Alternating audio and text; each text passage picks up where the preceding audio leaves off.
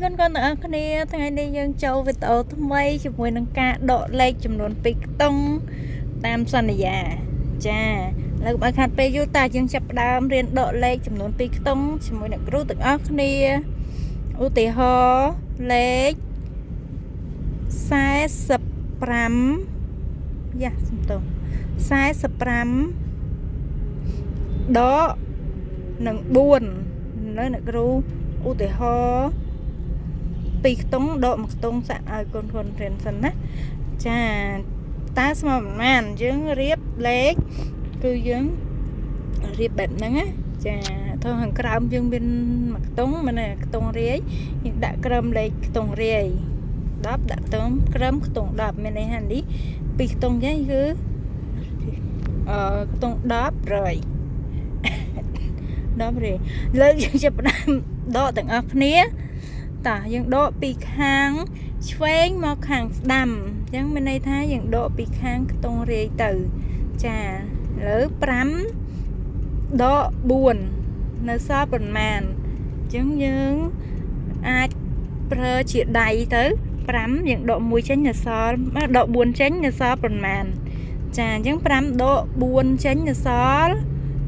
1សេលេខ1ចាបន្ទាប់មកទៀតលេខ4នេះយើងទម្លាក់4ហ្នឹងទម្លាក់តែម្ដងព្រោះអត់មានលេខដកទេអត់មានលេខដកជាមួយទេចាអញ្ចឹងយើងចម្លើយគឺស្មើនឹង41ចាអញ្ចឹង45ដក4នៅសល់41អាហ្នឹងយើងចំពោះលេខធំលេខ2ខ្ទង់ឡើងទៅយើងដកបែបហ្នឹងយើងអាចទៅរាប់ចកឹះឬក៏រាប់អ្វីទៀតទេវាច្រើនពិបាកអញ្ចឹងយើងប្រើវិធីហ្នឹងចាឥឡូវឧទាហរណ៍លេខមួយទៀត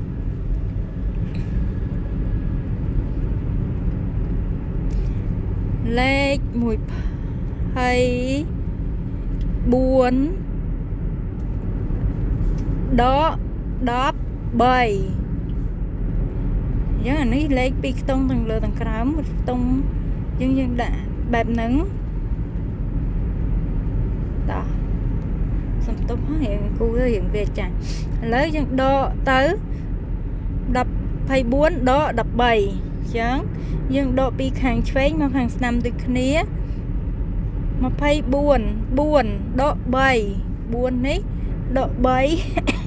តើស្មើប៉ុន្មាន4ដក3ស្មើ1យើងអាចរាប់ដៃទៅចាក៏បានដែរលេខទូចចឹងដូចជាដកលេខខ្ទង់ណា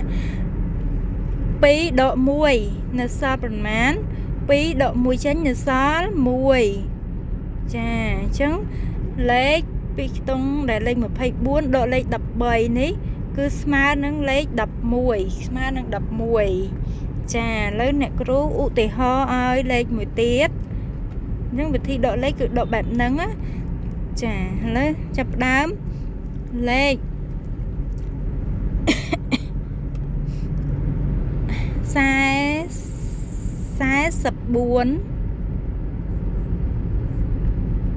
ដក15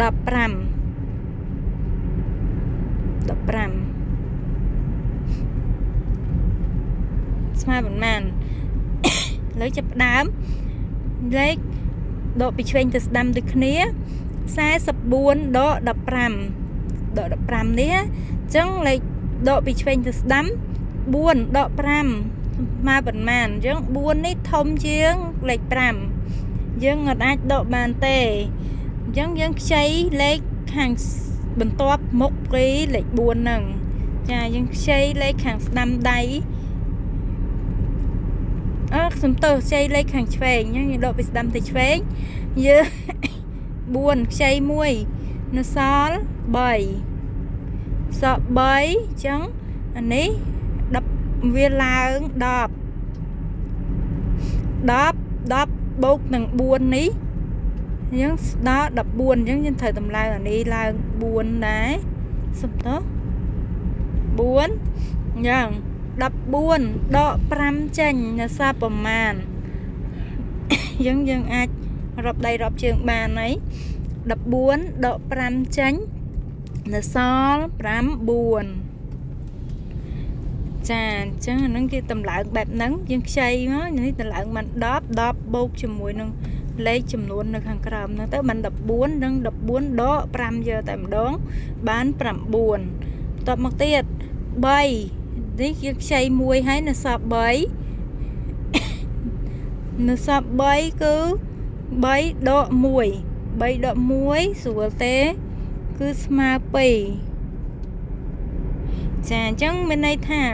44ដក15ចេញនៅសល់29ចម្លើយចាអញ្ចឹង